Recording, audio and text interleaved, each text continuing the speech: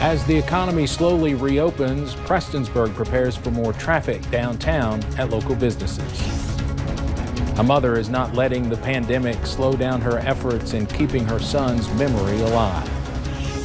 And a tornado watch is out for our area until 9 o'clock tonight. I'll have those details now at 4:30.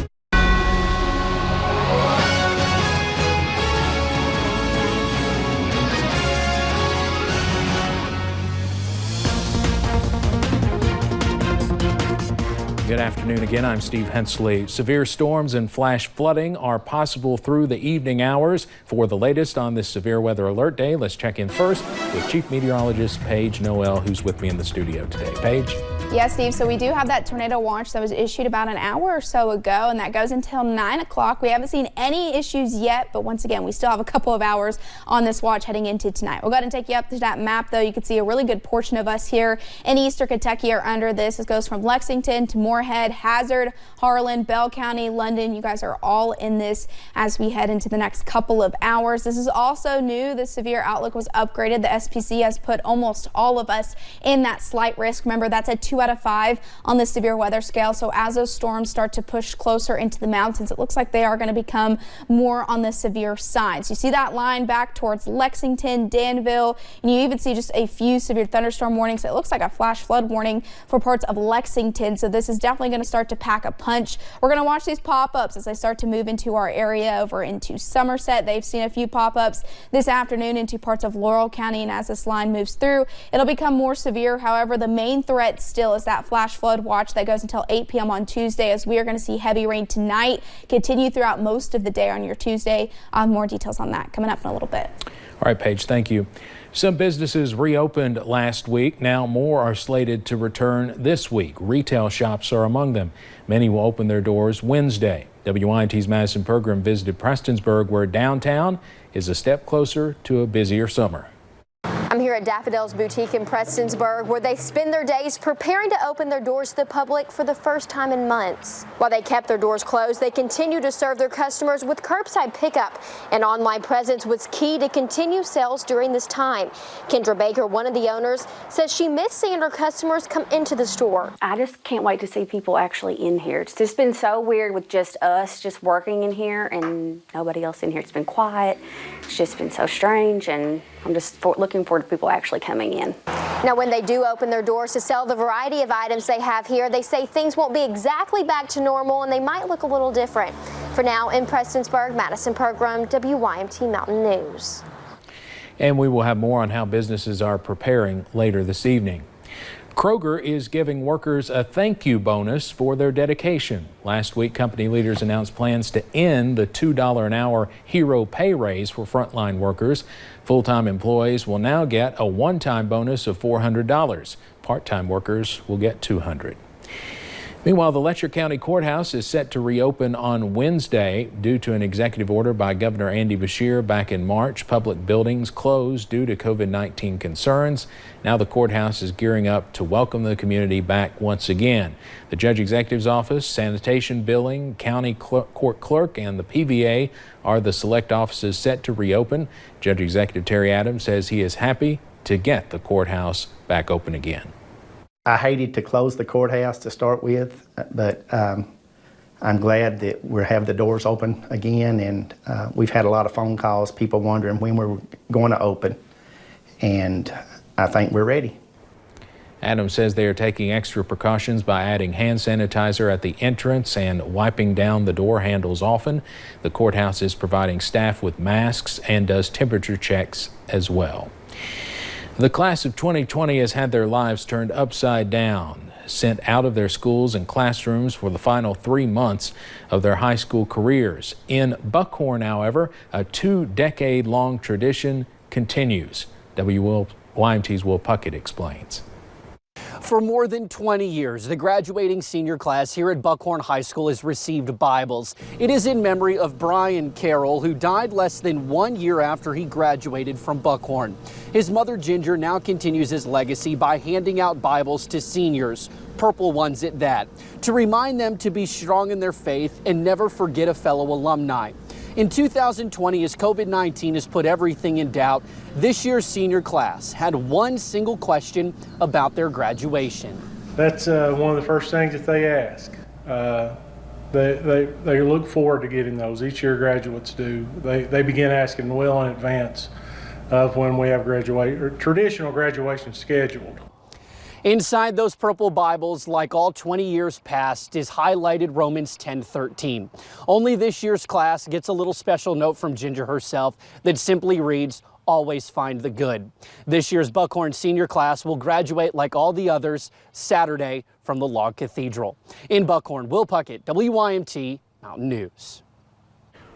Romans 10:13 is the same verse written on Brian Carroll's headstone. As part of its reorganization, JCPenney plans to shutter about 200 stores this year. The 118-year-old retailer filed for Chapter 11 bankruptcy protection on Friday. It's still unclear right now exactly which stores will close or how many of its 85,000 employees will be impacted. Company officials say next year an additional 50 stores will have to be closed. A Kentucky woman who is living with cancer says one effect of this pandemic is making her life easier. Misty Aubrey has been fighting stage 4 cancer since 2017. She says her schedule is exhausting, with a doctor's appointment every 4 weeks, along with a CT scan every 3 months and a host of other appointments. The pandemic prompted her doctors to switch to telehealth. There's no point in you getting up and getting ready and getting in the car all this time. How do you feel about telehealth? And I was like, does that mean in my pajamas with coffee? And he was like, yeah. And I was like, I'm in. Aubrey says the telehealth appointments are less stressful. She says she still feels connected to her medical team, receiving the same care as she would in person. New safety protocols are in place as the big 3 major automakers reopen their auto plants today. More than 130,000 employees are expected to return to work by the end of the week. States are moving forward with reopening plans even as cases spike in some states, including Texas and Florida. And as testing becomes more widely available, a Washington Post report finds the number of people getting tested is falling far short of targets set by experts. Attorney General William Barr has announced new developments in last year's deadly shooting at a Navy air station in Florida. CBS's Skylar Henry reports from Washington.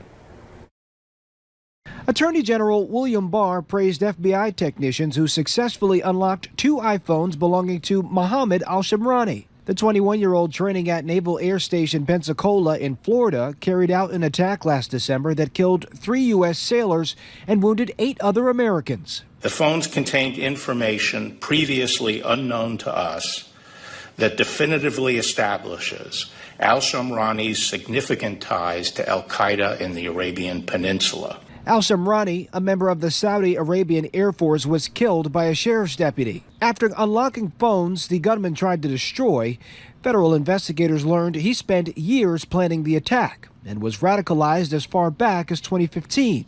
In the months before the attack, while he was here among us, he talked with AQAP about his plans and tactics, taking advantage of the information he acquired here to assess how many people he could try to kill.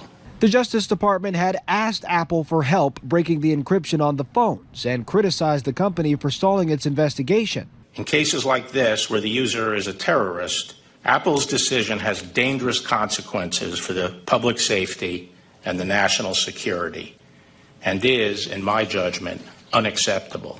Apple maintains the company turned over all the data it had related to the case. Skylar Henry, CBS News, Washington. In a statement today, Apple added the company does not store passcodes or have the capacity to unlock passcode protected devices. Police still need your help finding a child who was possibly abducted in McCreary County. The initial investigation shows that 30-year-old Brianna Giovannini of Las Vegas, Nevada, took her non-custodial son, 9-year-old Silas Fallon, from his McCreary County home just after 11:30 a.m. yesterday. They were last seen leaving the home in a beige van. Anyone with information should call state police. Australian police charged a German international student today with breaking into a Sydney museum after security footage showed a man taking selfies next to dinosaur exhibits. New South Wales police said that Paul Kuhn broke into the Australian Museum on May 10th via some nearby scaffolding before exploring the exhibits for 40 minutes. The 25-year-old student appeared in court today, where police also alleged that he stole a cowboy hat and a piece of artwork. Look, he's climbed up some scaffolding on the side of William Street. He was with another male, but he didn't go into the premises. He's climbed up the scaffolding, which is quite dangerous in itself. You know, he could have fallen, could have injured himself or someone else. It's lucky nobody's been injured, nothing's been damaged, but it is a very serious matter. The Australian Museum is the country's oldest museum. It has been closed to the public since August 2019 for renovations. Coming up on Mountain News at 4:30, there's a piece of information about your loans that's not supposed to be going to the credit bureaus right now. How to make sure your credit report is correct. And we're keeping an eye on this line of some showers and storms that'll move into eastern Kentucky and likely bring that severe weather into our area. More details on that coming up in a little bit.